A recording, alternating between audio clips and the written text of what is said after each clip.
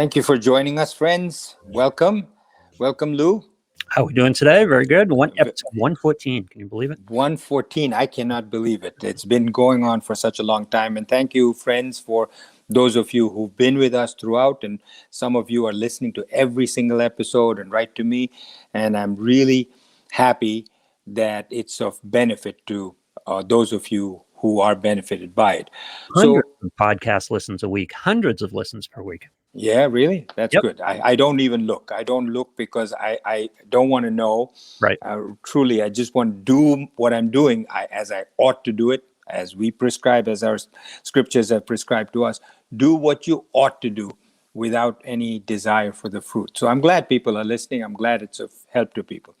So, friends, we had talked about the fact that we're doing now the qualities of a self-realized person. I don't want to repeat everything that I said last time or the time before, Right. but today we're going to be doing the quality number 19 onwards. This is part 3 of 35 qualities. We're going to be doing 19 through 25, I hope, today. So the 19th quality of a self-realized person is that he is unconcerned, not concerned, unconcerned about the affairs of the world. He's not really concerned. What does that mean? It means whatever's going on in the world, he's not glued to the radio, to the newspaper, to the TV, to the happenings around his neighborhood. That doesn't mean he's indifferent to it, right? It doesn't mean that he doesn't care. It means that he's not agitated, excited, as we might get about who's going to be president, who's not going to be president, who shot whom, who robbed whose house. The self-realized person does what he ought to do if called upon, but otherwise, he's just letting it go around him like you would go a movie in front of you. Unconcerned doesn't mean indifferent, doesn't mean he doesn't care. It means that when he's focused on something higher, the lower, it doesn't interest him as much. And the analogy is playing with a child. When I sit down, I have 2 grandsons. When my grandsons come over, they're young, and they say, let's play a game. And they take out whatever game they take out. To them, it means so much. And I'm just playing with them because they're laughing, and that helps me to feel better. I like it when they laugh. I laugh with them. I don't really care if I win or lose. They care. To them, that game means a lot. They're very concerned about it. I am unconcerned about it. You can identify with this, my friend. You can identify with playing with an infant about something or somebody else who cares so much about whatever is going on, but you don't care. So your focus should be on the present, on your selfless action. Nothing selfish. You do what you ought to do, not what you want to do.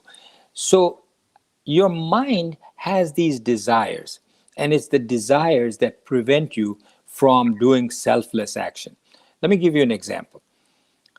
A rat. The scriptures have analogized our mind to A, a rat, and B, a monkey at different times. Right now, I'm going to be talking about a rat. Monkey we'll do at another time. So the rat and the mind, the scriptures say, are very similar in the qualities. What does a rat do?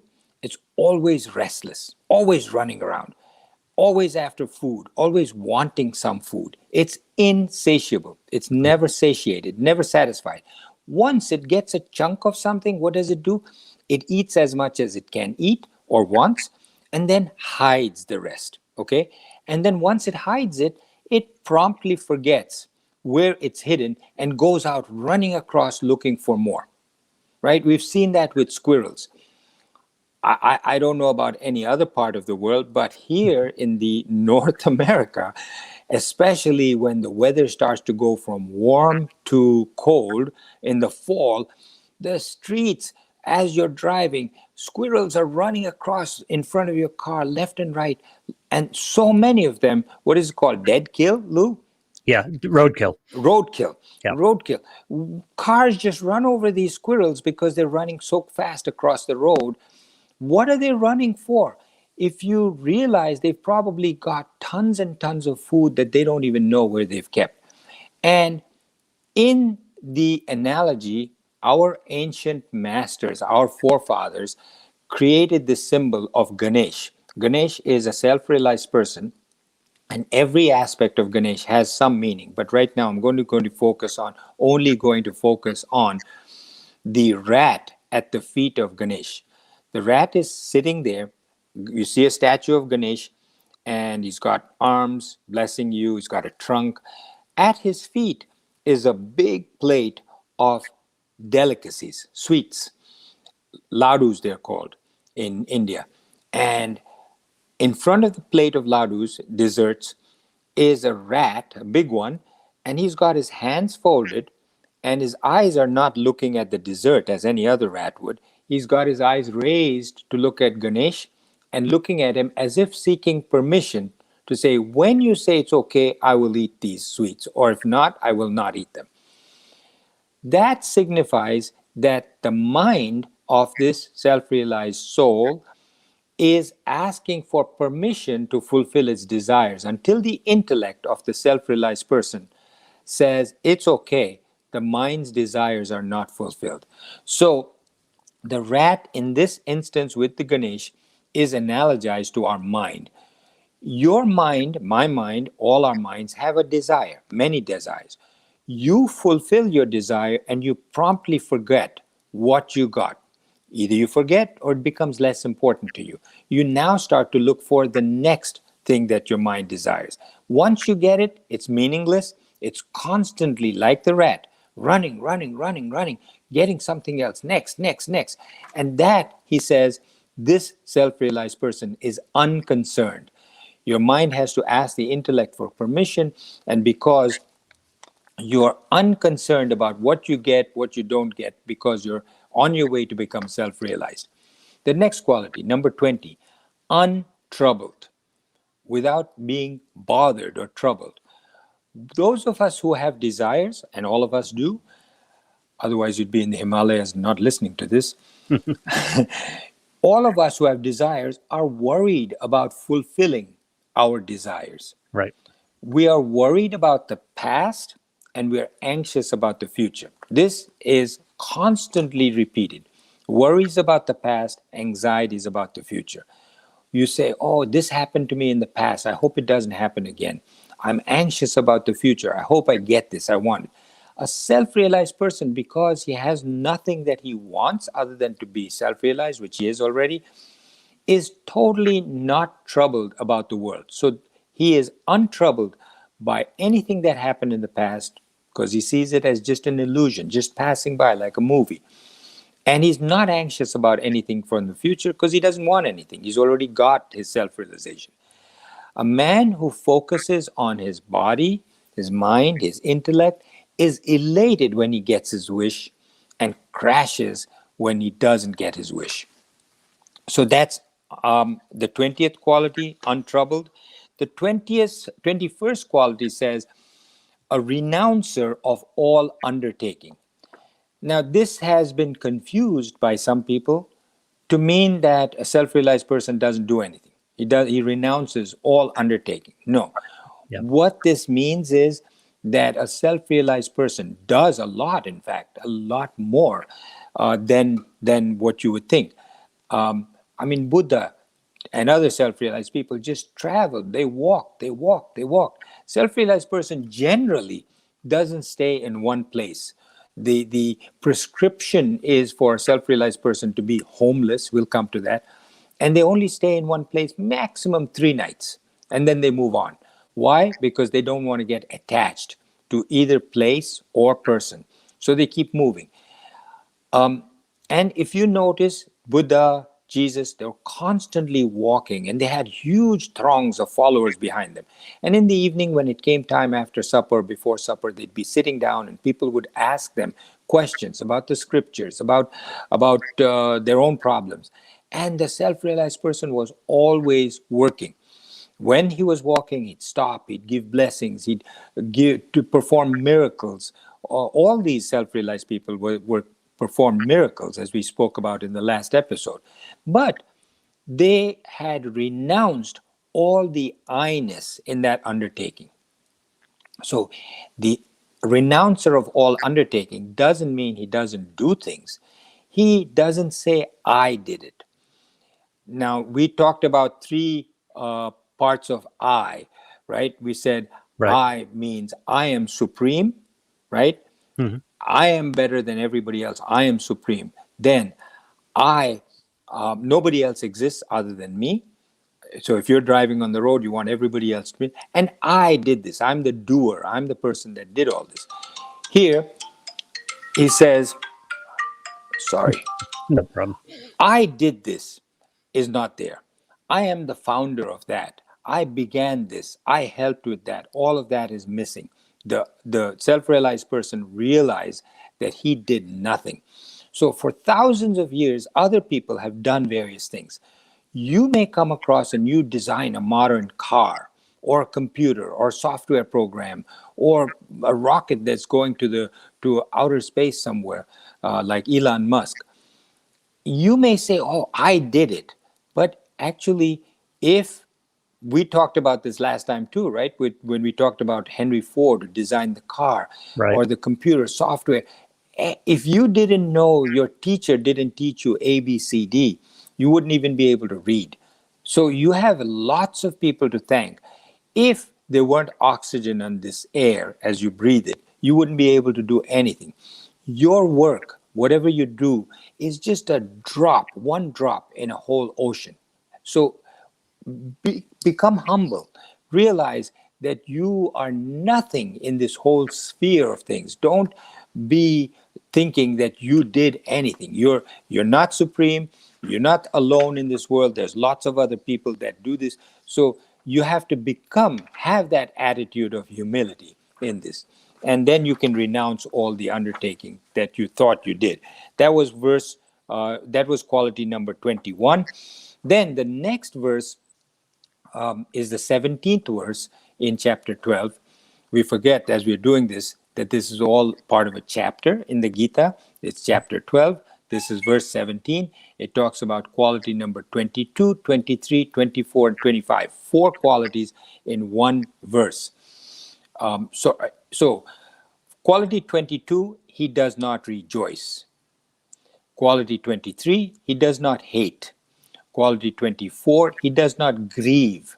And quality 25, he does not desire. So one, a self-realized person or a person who does not get excited by worldly gains, and then if he loses it, he doesn't bother. I mean, self-realized person, actually, somebody wrote somewhere that these self-realized people go around begging. They don't beg. It's understood, if you live in the foothills of the Himalayas, that there are a lot of self-realized people who are sitting there. But it's icy, it's snowy. They realize that what they've done for this world is far greater than their ability to go out and forage for food and cook it for themselves and do it. So they come down to neighboring villages and they ask for food. And it's considered an honor and to get blessings from people that give these self-realized people food. And they take whatever they can get. They don't say, wow, I got this, I'm rejoicing because I got delicious, I love this food. Right. Nor do they say, I hate this food, I'm dejected. They just eat whatever they have because they need it as nutrition for their bodies. So they don't get excited by anything that they get. They don't get dejected by things that they don't get when things don't go their way or what they don't get something that they like. So loss of anything causes sadness. When you lose something, you feel sad. When so what is grief? What is the difference between grief and sadness? Grief is when you lose it forever. So when somebody dies, you've lost that person forever. That's considered grief. When somebody goes away, you can call it grief, but you know that person, it's possible that he's going to come back, she's going to come back, so you call it a loss, and you're sad with it. So a self-realized person does not rejoice, quality number 22, does not hate. If he doesn't get something from somebody, he doesn't say, I hate that person. We've talked about this in previous qualities. He does not grieve because nothing to him is something that is lost forever. He realizes that everything is an illusion. Nothing is real. He says, this body is not real. It's going to die. It's going to go into the ground, either by ashes or being buried. Only thing that is real is the Atman. The world is not real. These trees are not real. There's this, everything is just going to disappear. Just like it came from a big bang out of Brahman and just expanded the way it is now, it is going to contract and go back into that small little pinpoint thing at one point. The only thing that will remain is the Atman and Brahman. So the Atman alone is real. And because he has no desires for anything, he doesn't crave. We crave. When we have desires, we crave something, want it. We become restless. We feel incomplete without that thing that we are desiring. And we're impatient to get it immediately. A self-realized person has no desires, no wants, no hatred, and therefore no bouncing up and down with joy when he gets something or when he loses something. So Lou and I were talking before, friends, that this is a long laundry list of 35 qualities of a self-realized person, and sometimes it can get to be a little dry. I try to make it as interesting as I can with things that I can add in from my own experiences or things that I've heard or things that I've read. So bear with me. These are important qualities for you to try to emulate and to become part of. If you can just pick one, just focus on that, and then the others follow, and I you think grow up. I think the clarity is important here because number 21, renounce all undertaking. Most people would think of that differently from the reality of it. And exactly as you pointed out, it's not don't do anything. It's that take the I out of it, renounce it for personal gain or personal responsibility for it. So it's important to go through these lists and not just read the verse, because the verses need explaining, especially to minds that aren't exactly clear on how the Gita expresses itself. So I think this is very important. Yeah, thanks for saying that. Yeah, no, people who often just say, okay, I'll read the Gita and it has its own commentary. Yeah, It's still not the same as somebody explaining it to you with examples like this. because it's really easy to misinterpret or put your own context on some of the things that are said, and it's not always accurate. Right. Lou, thank you so much. And thanks for listening, friends. Check us out on Facebook, Apple Podcasts, Google Podcasts, Spotify, almost anywhere you get your podcasts. Be one of the hundreds that listen to us weekly, and we'll talk to you next time. Thank you. Bye-bye.